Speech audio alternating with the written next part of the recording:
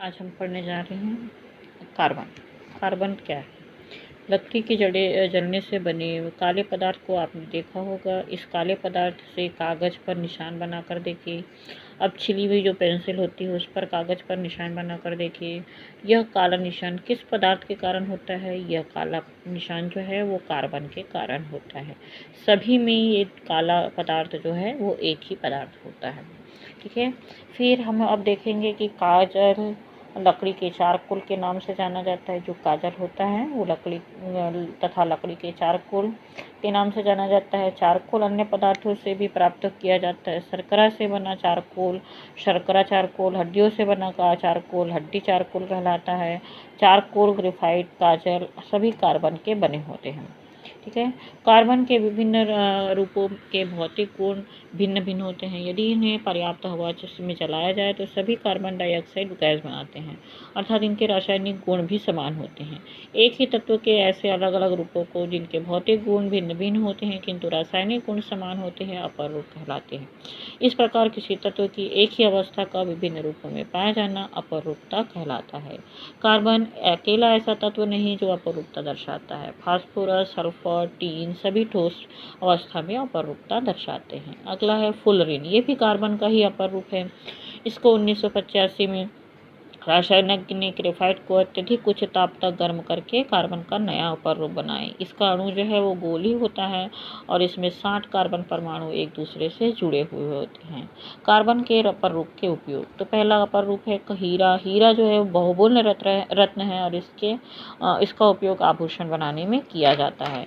अगला उपयोग है हीरा का कि ये सबसे कठोर पदार्थ है, इसलिए इसका उपयोग कांच काटने और कठोर पदार्थों में छेद करने वाले औजार बनाने में भी किया जाता है। शल्य चिकित्सा के उपकरण में भी हीरा का उपयोग किया जाता है। फिर है अगला ग्रेफाइट। पेंसिल की लेड बनाने में ग्रेफाइट का गलनांक कुछ होता है, इसलिए इसका उपयोग किया जाता है। इसमें उच्च विद्युत सुचालक होने के कारण इलेक्ट्रोड के रूप में सुशीलों में इसका प्रयोग करते हैं। और फिर है काजल। काजल का उपयोग शाही और काला रंग बनाने में, टायर तथा प्लास्टिक में पूरक के रूप में, कोयला जो है ईंधन के रूप में, कुछ धातु जैसे लोहे के निष्कर्षण में, लकड़ी का चारकोल छिद्रित होने के कारण इसका उपयोग गंध के अवशोषण के लिए किया जाता है। शक्कर को रंगहीन बनाने में तथा तेल तथा वसा से रंगीन अशुद्धियों को हटाने में लकड़ी के चारकोल का उपयोग करते हैं। उसके बाद कार्बन की उपस्थिति। कार्बन एक ऐसा आध्यात्मिक तत्व है जो प्रकृति में विभिन्न अपर रूपों में पाया ही जाता है। इसके अतिरिक्त कार्बन सभी सजीवों का एक महत्वपूर्ण अवयव है। दैनिक जीवन में प्रयुक्त होने वाले पदार्थ जैसे कागज, रबर, लकड़ी, टायर, पेंसिल, कपड़े, तेल, साबुन, ईंधन में भी कार्बन उपस्थित होता है। कार्बन जो है बहुत से यौगिक के रूप में पाया जाता है। जैसे कार्बन का ऑक्सीजन तथा कैल्शियम के साथ युक्त होकर कैल्शियम कार्बोनेट बनता है। यह प्रकृति में चूना पत्थर, संगमरमर के रूप में पाया जाता है। भोजन में उपस्थित प्रमुख घटक जैसे कार्बोहाइड्रेट, वसा, प्रोटीन ये भी कार्बन के ही यौगिक होते हैं, जिससे हमारे शरीर में ऊर्जा प्राप्त होती है। कार्बन हाइड्रोजन के साथ में जुड़ करके हाइड्रोकार्बन बनाता है, जिससे मीथेन, एथेन आदि बनता है, जो हाइड्रोकार्बन के रूप में में उपस्थित होता है। कार्बन के कुछ अपर रूप और यौगिक का उपयोग हम ईंधन के रूप में भी करते हैं। अब हम देख रहे हैं जलना और दहन। कुछ पदार्थ जलने से ऊष्मा और प्रकाश अथवा दोनों रूप में ऊर्जा उत्पन्न करते हैं। इस जलने की क्रिया को हम दहन कहते हैं। जो पदार्थ जलते हैं उन्हें दहनशील पदार्थ कहते हैं, जैसे मैग्नीशियम और कोयला के टुकड़े, और जो नहीं जलते उनको अदहनशील पदार्थ कहते हैं। दहनशील पदार्थ वायु की ऑक्सीजन से संयोग करके ऑक्साइड बनाते हैं और ऊष्मा तथा प्रकाश उत्पन्न करते हैं। दहन ऑक्सीकरण क्रिया है, इससे ऊष्मा और प्रकाश उत्पन्न होता है। ठीक है।